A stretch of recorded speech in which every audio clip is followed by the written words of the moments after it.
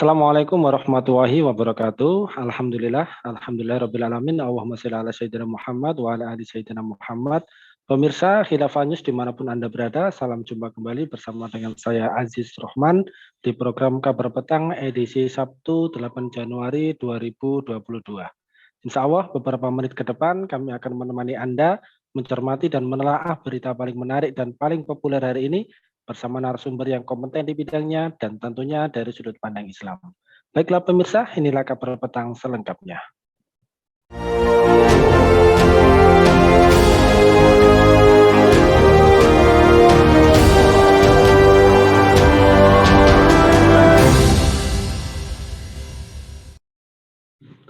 Pemirsa, industri otomotif tanah air membuka lembaran tahun ini usai ditinggal relaksasi pajak penjualan atas barang mewah atau PPNBM yang masa berlakunya habis sejak 31 Desember 2021. Semula relaksasi PPNBM bakal mobil baru ini telah bergulir sejak Maret 2021 dengan menyasar mobil 4x2 produksi Indonesia dengan kandungan lokal tertentu dan mesinnya tidak lebih dari 1.500 cc. Program ini lantas membuat sejumlah pabrikan otomotif di Indonesia merasa merdeka. Aturannya diperluas sehingga program juga menyeret mobil 4x2 dan 4x4 dengan mesin 1.501 cc hingga 2.500 cc. Tetapi untuk kategori ini diskon PPNBM dikurangi menjadi 50% dan 25%.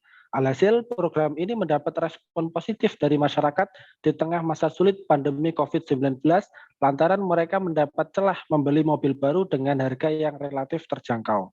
Nah, pemirsa, bagaimanakah kondisi industri otomotif nasional? Bagaimanakah kabar proyek mobil SMK dan bagaimana pula seharusnya arah kebijakan industri otomotif? Untuk membahasnya, kami telah terhubung dengan Direktur LSAI, Bung Arif Firmansyah. Kita sapa dulu beliau. Assalamualaikum warahmatullahi wabarakatuh, Bung Arif. Masih mute ini, bisa dinyalakan mic-nya. Waalaikumsalam warahmatullahi wabarakatuh, Mas Aziz. Alhamdulillah. Alhamdulillah, sehat Bung? Ya, alhamdulillah, sehat semuanya. Insya Allah. Alhamdulillah. Baik, langsung saja Bung menyikapi terkait dengan kondisi otomotif di negeri ini terkini nih. Bagaimanakah kondisi industri otomotif maksud kami industri otomotif nasional saat ini? Secara global kan Indonesia kan tetap menjadi salah satu basis utama produksi otomotif ya, berbagai pabrikan terutama merek-merek dari Jepang. Tercatat ada sekitar 21 perusahaan industri di Indonesia dengan total nilai investasinya kurang lebih sekitar 71,32 triliun rupiah. Nah, dari sisi ekspor produk otomotif Indonesia ini diekspor ke lebih dari 80 negara, termasuk Arab Saudi, Filipina, Bangladesh, dan Kuwait. Nah, apakah Indonesia ini masih menjadi negara konsumen dan daerah pasar melihat terkait dengan hal tersebut ini? Ya, terima kasih Mas Aziz. Memang kalau kita perhatikan industri otomotif di Indonesia ini termasuk salah satu indikator yang dipakai oleh BPS ya, mewakili pemerintah untuk mengetahui pertumbuhan ekonomi nasional. Ya, karena apabila industri otomotif ataupun yang properti itu sekiranya ada peningkatan, maka itu juga akan memicu atau akan mengaruhi pertumbuhan ekonomi nasional itu juga akan membaik atau meningkat. Maka itu yang menjadi perhatian pemerintah pula untuk bisa memberikan stimulus atau merangsang industri otomotif di Indonesia itu semakin membaik. Memang kalau kita perhatikan di awal-awal pandemi itu industri otomotif di Indonesia memang mengalami penurunan. Lantas di tahun 2021 ini kalau kita perhatikan baik laporan dari Gaikindo ya, gabungan industri di Indonesia itu, lantas juga termasuk pemerintah itu memberikan laporan bahwasanya memang ada peningkatan untuk industri otomotif di Indonesia misalnya. Namun yang menjadi pertanyaan tadi kalau sempat ditanyakan oleh Mas Aziz adalah apakah Indonesia ini masih menjadi negara konsumen atau sudah produsen? Dilihat dari pangsa pasar di Indonesia dengan jumlah penduduk yang bisa disebut sebagai negara terbesar keempat dari sisi populasinya, maka memang ini yang sangat menggiurkan bagi para negara-negara produsen seperti Jepang, Korea yang memang mereka industri otomotifnya cukup tinggi dibandingkan kalau di India. Di India memang India juga termasuk salah satu pasar tertinggi di yang kedua ya di misalnya di di dunia karena dengan populasi yang cukup besar nomor 2 termasuk Cina misalnya itu.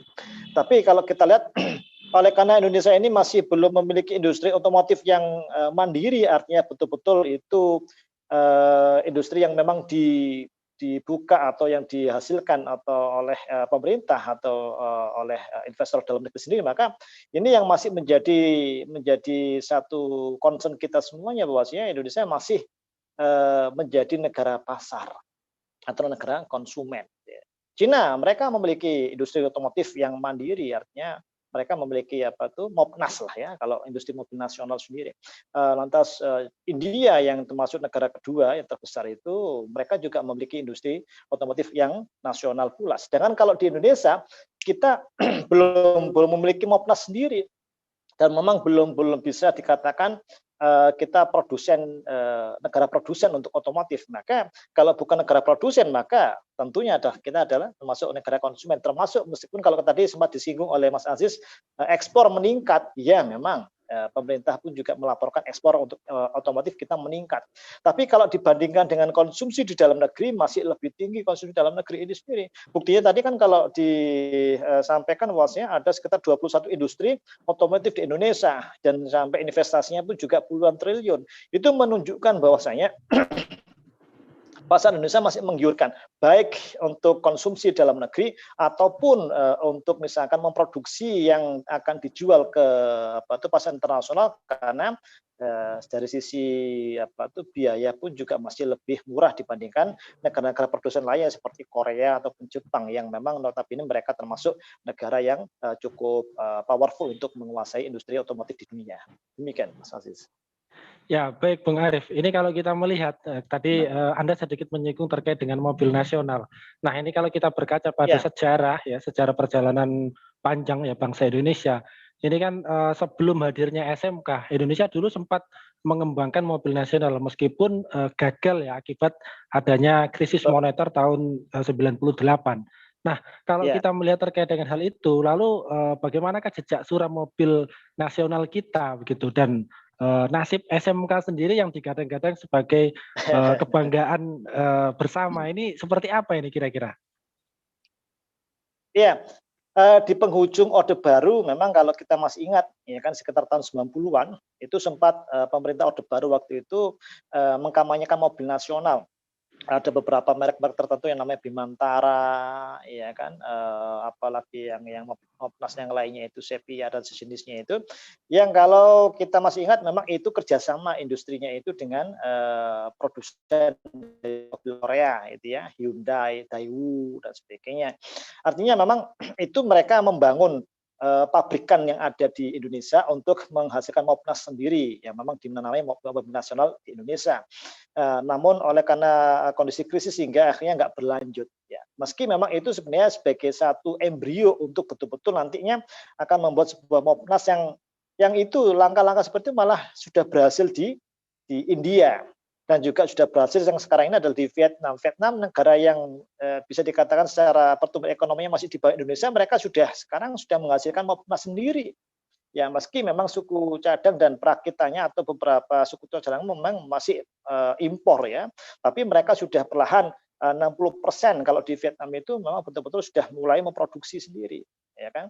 Kalau di India maka mereka malah sudah mampu mendirikan pabrikan yang betul-betul murni dia itu sudah mampu menghasilkan mobil nasional tanpa harus 100% dari impor. Sedangkan kalau di Indonesia ini setelah Mopnas yang sempat digulirkan oleh Orba itu akhirnya gulung tikar, lantas baru muncul lagi di eranya Presiden Joko Widodo yang memang sempat mengenalkan SMK. Tapi setelah saya pelajari dari beberapa laporan penelitian itu ternyata sebelum pandemi itu SMK masih bisa menjual itu sekitar 300 unit saja. 300 unit saja dan itu pun juga mobil niaga. mobil niaga yang sharingnya Bima 1.2, Bima 1.3 misalnya itu ya, mobil niaga yang untuk apa tuh pickup dan sejenisnya. Itu 300 saja. Setelah itu pandemi langsung tutup, artinya tidak lagi memproduksi. Nah ini menunjukkan bahwasanya belum bisa menjadi apa itu andalan atau tumpuan atau bahkan mungkin belum ada keseriusan baik dari pihak pemerintah ataupun swasta yang memang diserai oleh pemerintah itu untuk melakukan industrialisasi dari sisi otomotif yang memang itu nanti menghasilkan mobil nasional kebanggaan kita. Maka dari itu, ini yang masih menjadi pertanyaan, kapan betul-betul SMK ini dimunculkan yang dijadikan simbol sebagai mobil nasional, bukan sekedar pencitraan di menjelang pencapresan. Ini yang kita khawatirkan, hanya untuk pencitraan saja, tapi akhirnya tenggelam lagi dan itu tidak lagi menjadi kebanggaan bagi produk Indonesia. Demikian, Mas Aziz. Ya, baik Bung Arief. Kalau kita bicara terkait dengan SMK dengan kondisi seperti itu dan perkembangan otomotif di Indonesia, lantas ini kira-kira posisi Indonesia di dalam rantai produksi otomotif global ini sebenarnya ada di posisi mana Indonesia ini? Ya, kalau untuk saat ini memang di apa tuh rantai otomotif di dunia ya kita masih belum masuk ke 10 besar dunia, ya kan? Karena kalau bisa dikatakan 10 besar dunia itu betul-betul negara-negara yang sudah produsen ya, baik kalau di Asia yang masih dikuasai oleh Jepang dan Korea, India sudah mulai merangkak untuk bisa mengambil pangsa pasar dunia, tapi masih belum masih jauh di bawahnya Korea dan Jepang. Yang merajai yang lainnya adalah Eropa, ya kan? Eropa kita tahu sendiri kan mulai dari Perancis sendiri sudah ada, Inggris ada, ya kan? Terus juga beberapa Italia pun juga masih ada. Lantas dari Amerika sendiri juga masih merajai pula untuk produksi industri otomotif di dunia. Kalaulah untuk di Indonesia termasuk misalkan kalau itu Indonesia itu mampu melakukan ekspor, ya kan? Sekali lagi ekspor ini kan tidak menunjukkan kita sebagai negara produsen.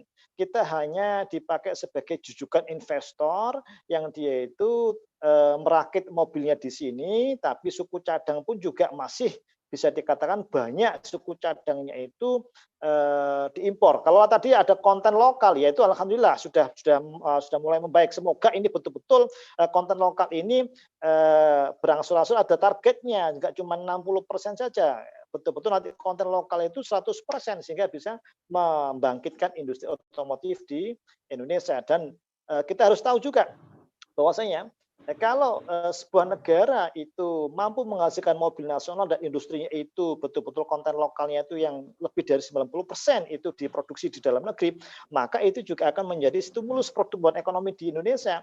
Dan tentunya itu kunci yang utama yang kedua adalah jangan 100% diserahkan pada swasta. Kenapa? Otomotif itu termasuk industri yang strategis. Industri yang strategis. Dan itu tentu juga harus betul-betul dikontrol dan dipegang oleh pemerintah melalui BUMN-nya.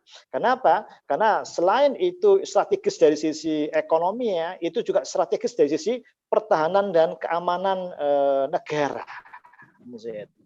Kita ambil contoh misalnya di Amerika Serikat, ya kan waktu Perang Dunia Kedua beberapa produsen negara-negara beberapa pabrikan otomotif di Amerika waktu Perang Dunia Kedua, mereka akhirnya mengikuti kebijakan pemerintah yang mengubah industrinya, semula industri otomotif menjadi industri persenjataan, dan itu sangat cepat perubahannya. Jadi sangat mudah dari industri otomotif menjadi industri militer, karena kurang lebih hampir ada irisan yang sama antara industri militer dengan industri otomotif. Nah, maka dari itu ini yang penting harus dipegang oleh pemerintah pula, sehingga itu nanti menjadi salah satu industri pertahanan dan keamanan di Indonesia. Demikian Mas Aziz. Ya, baik Bung. Lantas kemudian kira-kira apa tantangan bagi industri otomotif nasional khususnya pada kebijakan pemerintah dan juga para pelaku usahanya ini? Iya. Kalau tadi sempat disinggung bahwasanya pemerintah memberikan stimulus relaksasi berupa PPNBM ya hingga akhir tahun 2021, dan itu kalau memang betul-betul memberikan stimulus untuk membangkitkan industri otomotif itu salah satu bisa dikatakan nilai positif ya untuk betul-betul membangkitkan industri otomotif. Dan jangan cuma ya, kita sebagai pasarnya industri otomotif, tapi bagaimana nanti kemudian dalam jangka waktu misalkan 5 tahun ke depan Indonesia itu dari sisi ekspornya itu cukup besar industri otomotifnya yang memang dibuat dari Indonesia. Dan yang kedua, 5 tahun ke depan itu juga harus dipastikan bahwasanya para investor yang semula mereka itu berinvestasi di Indonesia itu untuk memanfaatkan sumber daya di Indonesia, baik sumber daya manusia, sumber daya biaya dan sebagainya itu yang sangat murah, maka itu perlahan juga pemerintah harus berpikir bahwasanya itu kemudian juga harus dinasionalisasi, dan nanti kita yang pemerintah ini atau Indonesia ini yang bisa mulai bangkit betul-betul menumbuhkan ekonomi, dan tentu itu ada efek yang kedepannya bisa menyerap tenaga kerja yang lebih besar lagi. Dan insya Allah itu juga akan bisa mengurangi pengangguran dan bahkan juga bisa mengurangi kemiskinan karena menggairahkan perekonomian nasional. Demikian, Mas Aziz. Ya, menarik kalau Anda tadi menyinggung terkait dengan kemandirian industri otomotif nasional. Nah, cuma pertanyaannya adalah bagaimana cara apa ini? Cara yang dapat ditempuh untuk mengantisipasi ya berbagai tantangan tersebut tadi dan juga untuk menjaga momentum kemandirian industri otomotif di dalam negeri. Ini kira-kira seperti apa ini, Bung Arif? Iya, yang menjadi perhatian kita semuanya. Yang pertama, ya kan jangan sampai industri otomotif ini menjadi hanya sekedar pencitraan bagi pihak-pihak tertentu atau kepentingan tertentu. Yang kedua, industri otomotif ini jangan sampai hanya pada lingkaran oligarki kekuasaan segelintir orang saja yang memanfaatkan pertumbuhan ekonomi Indonesia melalui industri otomotif hanya dikuasai oleh orang-orang tertentu, ya kan? Nah, ini kembalikan lagi kepada pemerintah sebagai wakil dari rakyat Indonesia itu untuk bisa mengelolanya dengan baik dan nanti dikembalikan lagi untuk kemakmuran Indonesia.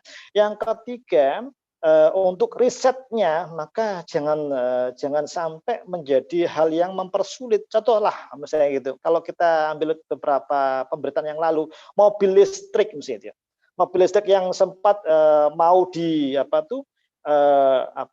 kita ambil contoh itu mau dimasifkan industrinya, ternyata sempat berhenti, ya kan, sempat berhenti. Risetnya sempat berhenti, padahal itu anak bangsa yang luar biasa waktu zamannya Dahlan Iskan waktu itu ya, Menteri BUMN itu mencoba untuk mendorong atau memberikan stimulus mobil listrik itu bisa di Indonesia, tapi oleh karena entah dari sisi kebijakannya tidak memberikan support, ya kan, bahkan seakan-akan nampak menghalangi sehingga akhirnya ilmuwan mobil listrik itu akhirnya diambil alih oleh negara lain.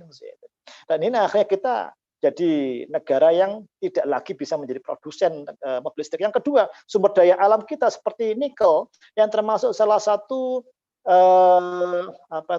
komponen yang penting dalam menghasilkan baterai untuk industri mobil-mobil seperti yang kendaraan ya, baik sepeda motor ataupun mobil yang berbahan dasar listrik misalnya itu ternyata malah kalau kita perhatikan untuk tambang nikel saat ini di Indonesia itu yang terbesar malah dikuasai oleh perusahaan asing yang berasal dari RRC misalnya itu. Nah, ini kan berarti kita masih belum menjadi pemain utama dalam membangkitkan industri otomotif misalnya itu.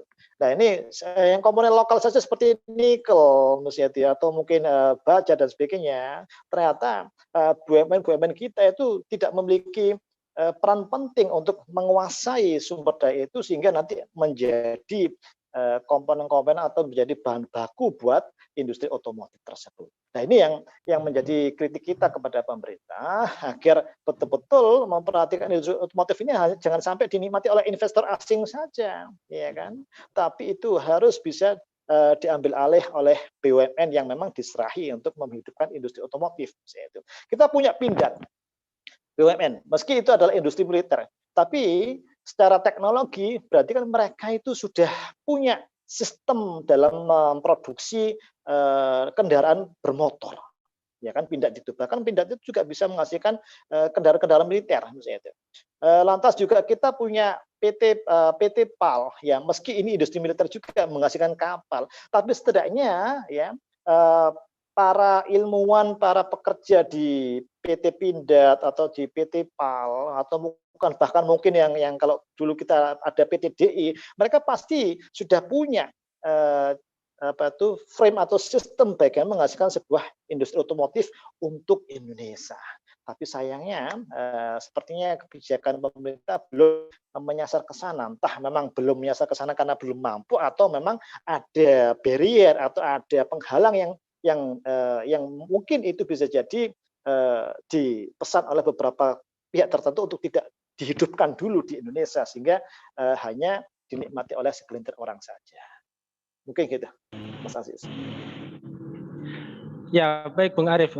Terakhir Bung, ini kalau kita bicara terkait dengan industri otomotif, ini kira-kira mampukah industri otomotif di Indonesia ini menjadi sektor manufaktur negara secara mandiri begitu, dan bagaimanakah seharusnya ya arah kebijakan industri otomotif di dalam negeri begitu?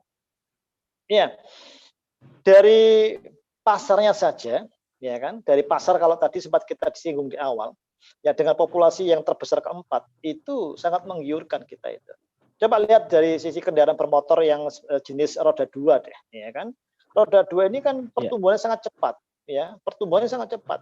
Dan siapa yang membeli itu? Ya orang-orang kita lagi, ya kan. Ya mohon maaf kalau jadi katakan menengah ke bawah lah itu ya.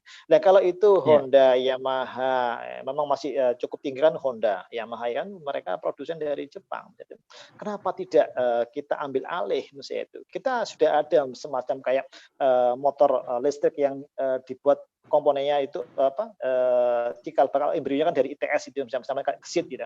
ITS atau bahkan ITB dan beberapa kampus-kampus teknologi yang lain itu mereka sudah ternyata mampu membuat prototipenya kendaraan bermotor roda 2 misalnya itu. Nah, itu kalau memang betul-betul diseriusi oleh pemerintah untuk bisa disupport industrinya massal, saya yakin itu bisa menggeser pasarnya Yamaha, pasarnya Honda yang masih dikuasai oleh Jepang. Kenapa tidak? Ya kan berarti kan kita bisa. Ya kan? Dan itu tergantung pada keseriusan pemerintah untuk betul-betul menghidupkan tadi itu industri dari anak bangsa kita dan mengurangi pasarnya perusahaan-perusahaan asing tadi yang menguasai pasar Indonesia. Demikian Mas Aziz.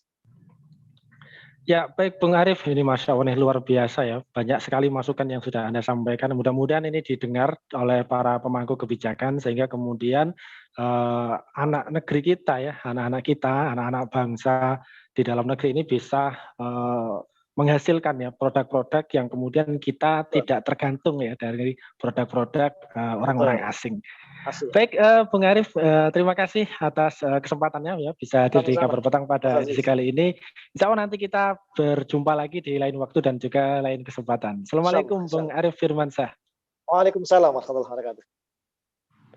Ya, baik pemirsa, demikianlah Kabar Petang pada edisi kali ini. Semoga Anda mendapatkan banyak manfaat dari acara kami. Jangan lupa saksikan kami pekan depan di jam dan channel yang sama. Dan jangan lupa juga like, comment, share, subscribe, serta klik tekan tombol loncengnya agar tidak ketinggalan update terbaru dari Khilafah News. Karena hanya disinilah Anda akan mendapatkan informasi aktual, terpopuler, dan tentunya dari sudut pandang Islam. Akhirnya saya Aziz Rohman beserta seluruh kru yang bertugas undur diri. Wassalamualaikum warahmatullahi wabarakatuh.